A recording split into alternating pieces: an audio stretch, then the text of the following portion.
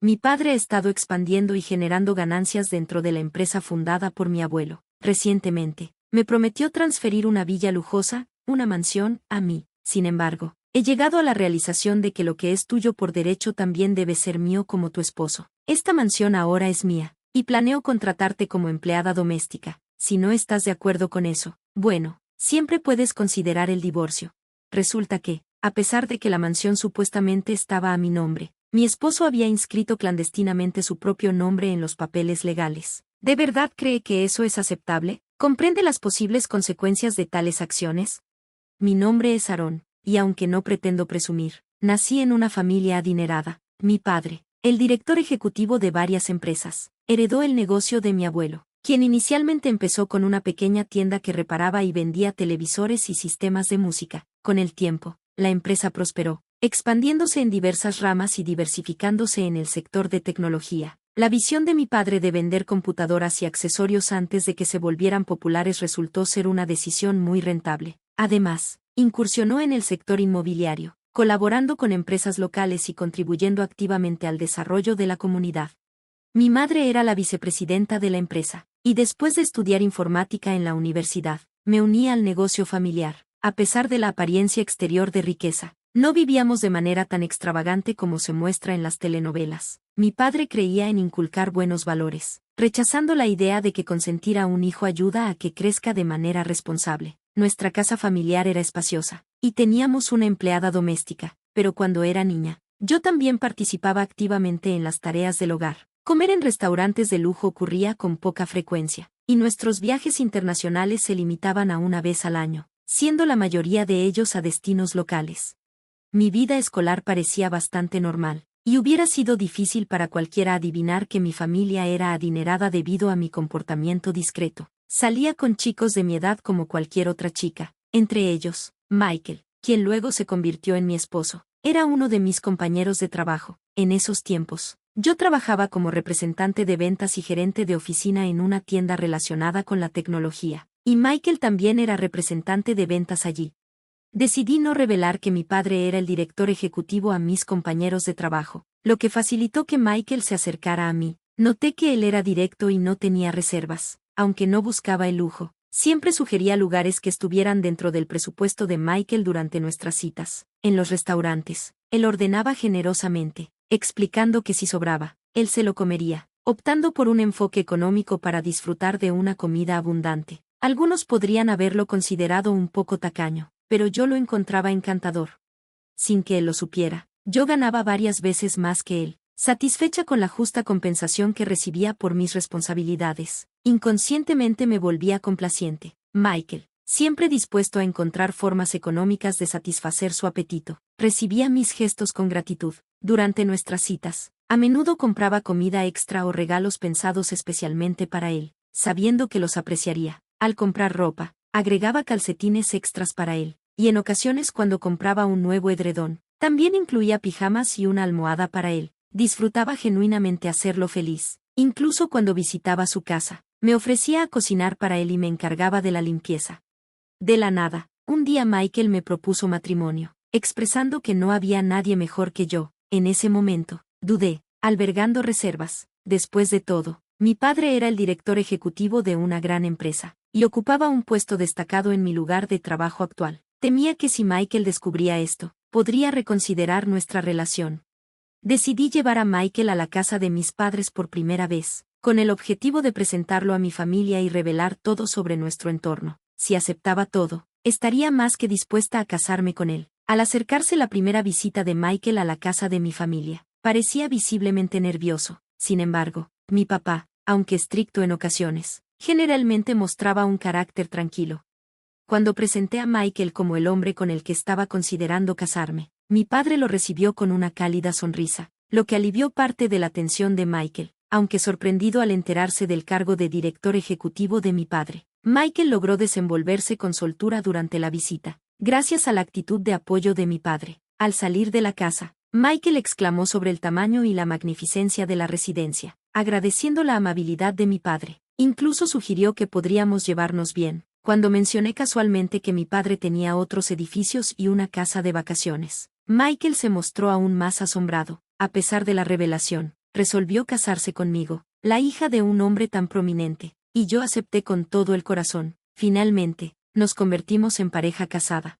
Sin embargo, algo me inquietaba en el momento de aceptar su propuesta. Noté una leve sonrisa traviesa en el rostro de Michael por un breve segundo. Lo descarté como una manera peculiar de sonreír, y no le di más vueltas, pero tal vez, si le hubiera prestado más atención, podría haber evitado la tragedia que se avecinaba.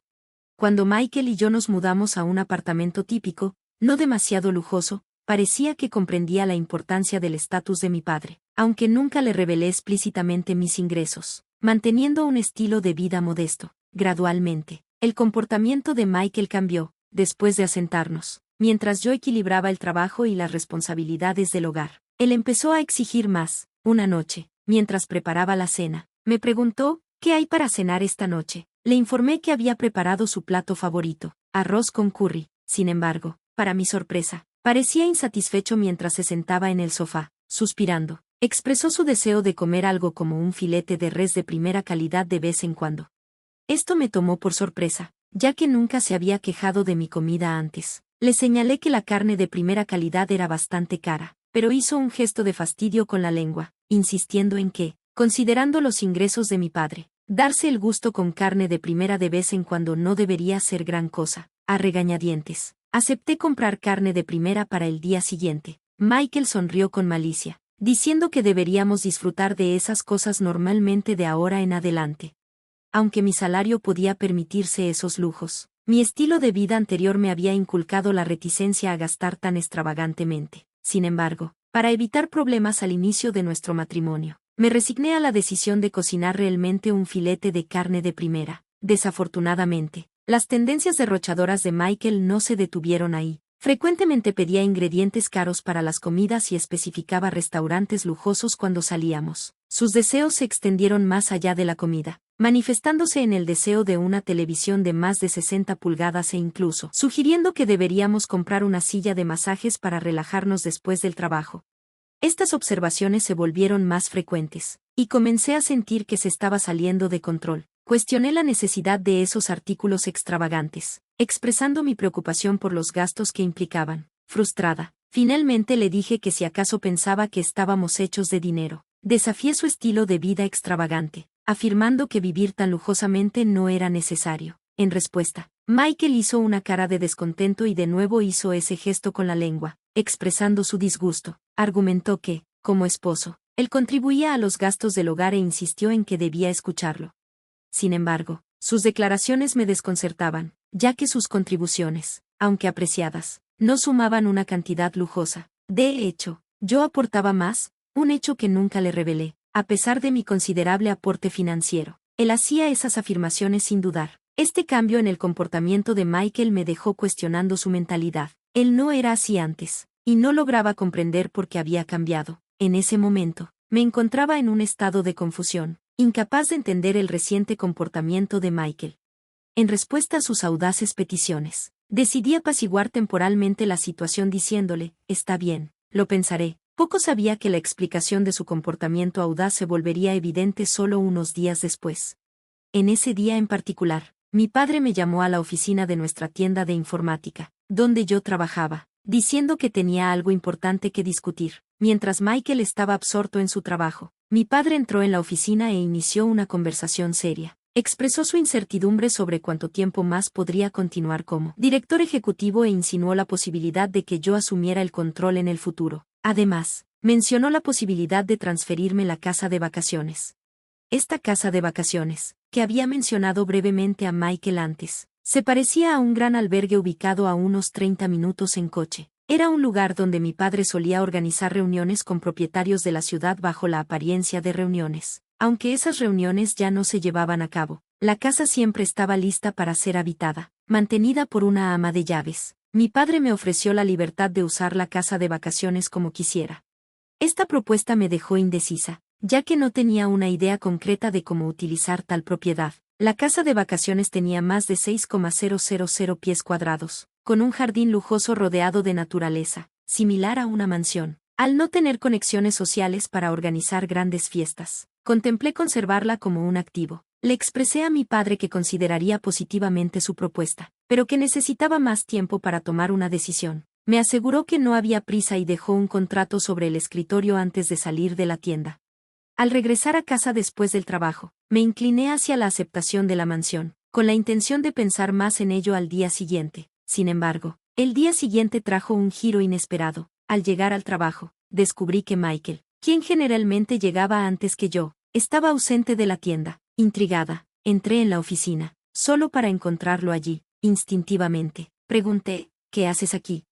Para mi sorpresa, agitó un documento frente a mi cara, diciendo: ayer escuché la conversación sobre la mansión. Suena como un trato increíble, ¿no?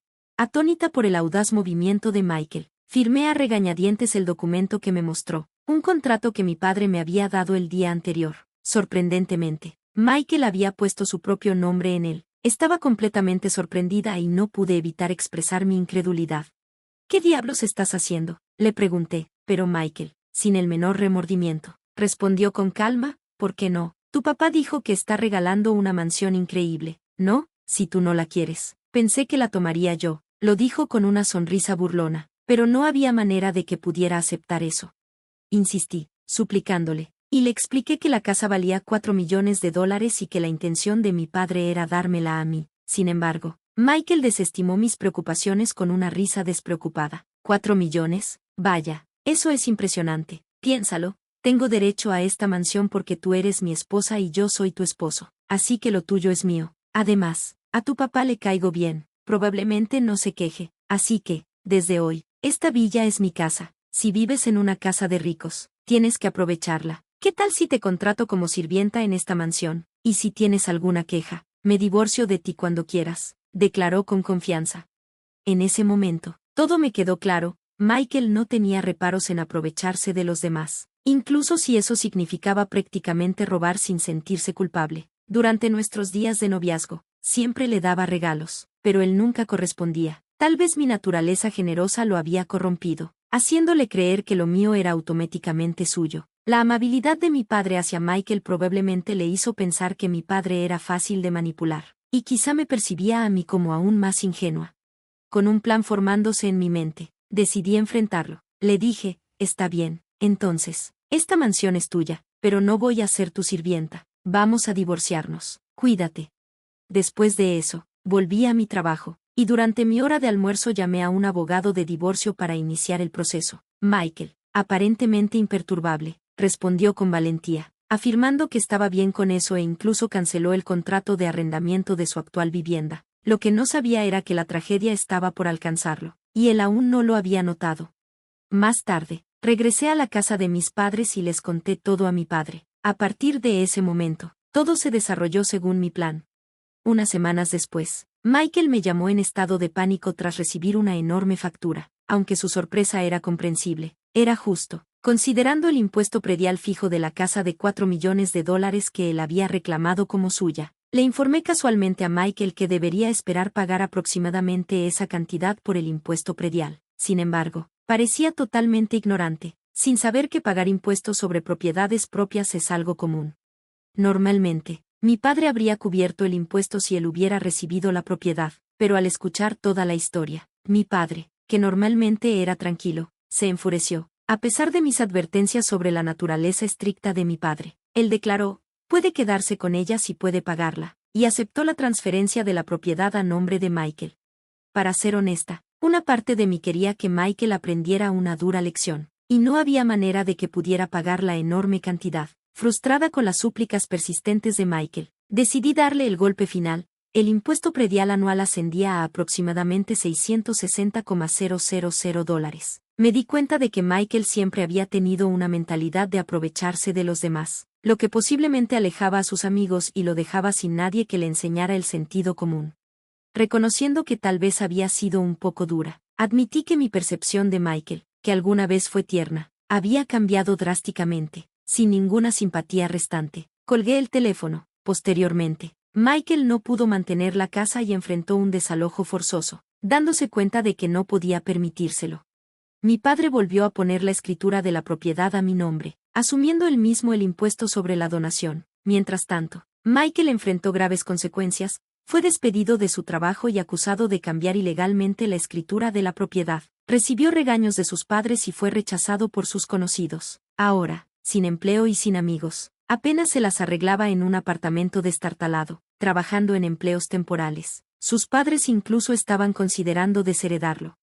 En cuanto a mí, he estado preparándome gradualmente para hacerme cargo de la empresa de mi padre. Mi padre una vez me dijo que el éxito en los negocios no viene de buscar atajos. Reflexionando sobre el hecho de que casi me casé con Michael, entiendo profundamente la verdad en sus palabras. Inspirada por la grandeza de mi padre, sigo adelante cada día en mi participación en la gestión de la empresa.